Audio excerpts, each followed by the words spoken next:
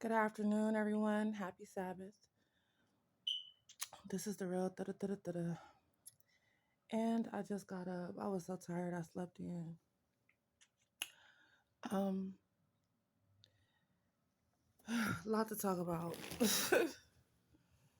So I'm in Los Angeles, and I've been back here in Los Angeles for a year since last February 2023. And thank God that I made it through this year. It was not easy. Um, I have been affected by a lot of colorism in Los Angeles. Now, we know that California niggas is kind of slow. We know this because most of their parents were meth addicts, crack addicts, fentanyl addicts, heroin addicts, smoke sherm. Most of these niggas are drug babies, okay? So we have a little mercy on y'all because we know y'all kind of slow, slower than niggas in other parts of the country. Let me digress for a moment.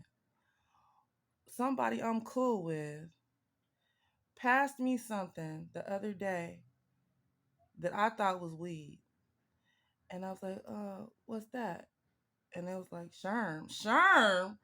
I ain't never smoked no fucking Sherm my whole life. Hell nah. You know what? I can't even smoke with people out here in California. It might be laced with fentanyl, Sherm. I don't know what the fuck be going on. If I smoke some weed, I go to the weed shop and get it. Unless I grow my own, I go to the weed shop where I know that it's weed that I'm getting because it's the weed shop I go to that I fuck with, that I trust their product. I cannot smoke street weed. Somebody passed me from some fucking sherm. I didn't smoke it, but they almost got me. So be careful in California. Okay, so that's a given. Most of these niggas are slow because most of them is drug babies. That don't give them an excuse to treat people any kind of way. In this past year, I've gone to a party where a nigga came in and found the darkest skinned person there, which is me. Now, on the spectrum, I'm not the darkest skinned person in the world. I'm somewhere in the middle. I'm brown skinned. I'm not what you call chocolate or Hershey's chocolate. I'm more so like a dark caramel when I got a tan. And I'm a lighter caramel like in the wintertime in Chicago. You know, when you lighten up because it's not that much sunlight. Okay, so out here it's a lot of sunshine all the time. So I'm tan, so I'm like a dark caramel. But anyway, I was the darkest person at the party. He came in, tall, bald-headed, light-skinned man, right? Looking something like Blueface's supposed father, right? Came in and told me, "You're the darkest skinned person at this party. You're not cute enough to be in any conversation because if it ain't light skinned, it ain't right." Real talk. That is the type of shit. When you brown skinned and dark skinned as a female in California, that is the type of shit niggas say to you. Can you believe it? That has never happened to me in Chicago the past 7 years I've been there. And I know the majority of Chicago is brown skinned, and then you got Indians, the majority. Then you got African Americans. Then you got your African American and Indian mix. Then you got white folks and Hispanics and Asians on down the line. But the majority of Illinois is Indians. So what I hear mostly in Illinois is, "What's up, brown skinned?" That's the greeting. This nigga told me, if it ain't light skinned, it ain't right. That was his greeting to me, which is not a greeting, it's an insult. So yesterday, I went out and ran around and did a few little errands, because I'm going through some mental health issues. We'll talk about that. I've been doing my aromatherapy, cleansing the air. Um, let's just get to the mental health issues. I will no longer be booty hole brown skinned on the top floor for maybe a week to a month because even though I love the penthouse unit, I have to move down to the third floor and be booty hole brown skinned on the third floor for a little bit because they have to fix a leak in my apartment. You see that? This is an old building, and I love the old buildings because I love the antique decor, the courtyard of this building, and all of that stuff, the bomb ass view and all that. Um, but by it being an old building, they have to crack open the ceiling, get to the leaks, patch them up, you know, treat the whole apartment for mold and paint and all this stuff. So they have some work to do in here. And so that's why I have to move to another unit for a little while on the third floor. I'm not happy about it. It severely affected my mental health because I was so enjoying my little apartment. And now I have to move again after only being in here for a few months. So I don't sit in here every day, all day. Some days I go out and get a little fresh air and try to cheer myself up because of what I'm going through in here. I was catching buckets of rainwater and just going through a lot. So finally, um, the case manager that is assigned to me said that she's going to help me get another unit temporarily until they fix this problem.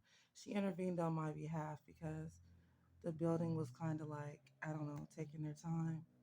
Thank God I did get some help. Um, so I went out yesterday. I was running around doing some errands, getting some fresh air, and men approached me. So I know I'm not ugly. Um, I know some of the things that I've been told is a play on my self esteem. So it's psychological warfare.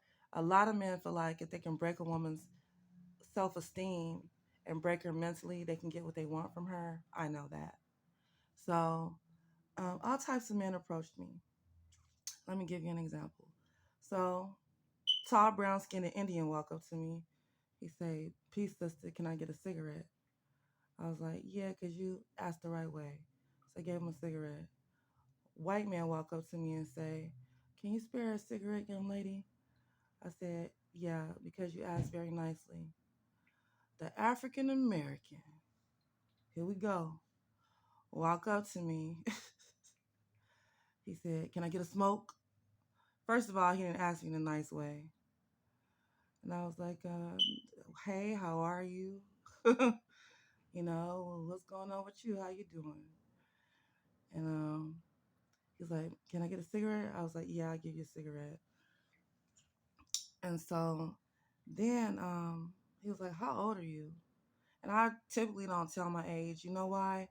You are not supposed to ask a woman her age, her weight, or how much money she got. Now, if you ask a woman her age and she tell you, just accept whatever she say, you know? So I told him, and he was like, "Wow, you look older than that. You look old and tired." What? This old man got to be twice my age. His beard is all white almost. I ain't got no wrinkles on my face. My hair ain't white. But this an old black man, you know, with a white beard telling me that I look old and tired. Look, old man, I know you looking for a teenager. Okay. So go to the high school or go to the college and get you somebody, 18 years old. But I don't have no reason to lie about my age. I feel like it's disrespectful for a man to ask a woman her age in the first place or ask her, "How much do you weigh? You look like you about almost 200 pounds." That type of stuff is disrespectful.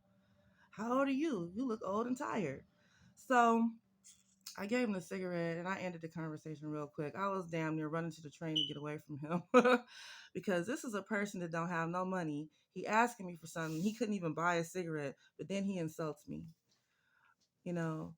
So these are the types of things you should not say to women. "You look old. You look tired. You're ugly.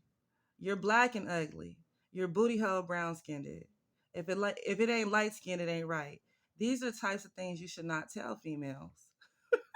And these are the types of things slow ass California niggas say to me all the time, and I'm tired of hearing it. I didn't even know the booty hole brown skinned term. Krishan Rock and Blueface started this booty hole brown skinned term when he was doing a music video. And he said it wasn't enough light skins, and there was a whole bunch of booty hole brown skin girls in the music video. You know, so they got this term because of Blueface and Krishan Rock going around California booty hole brown skinned it. And it's funny to me. I feel like it's derogatory, but I use it myself and laugh at it because if I'm booty hole brown skinned and you don't like booty hole brown skinned females, go get you a pale face. Or go get you a light skinned Hispanic or Asian or somebody.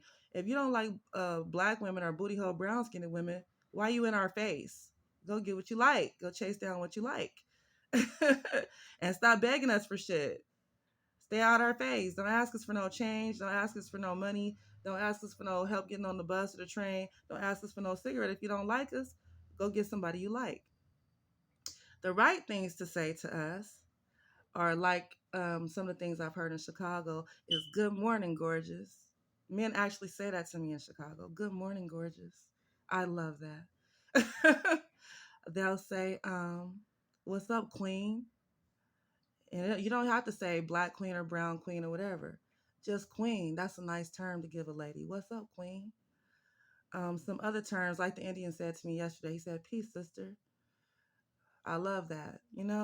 That makes me feel like we're family, Peace, sister. Some of these niggas call me cousin. What's up, cousin?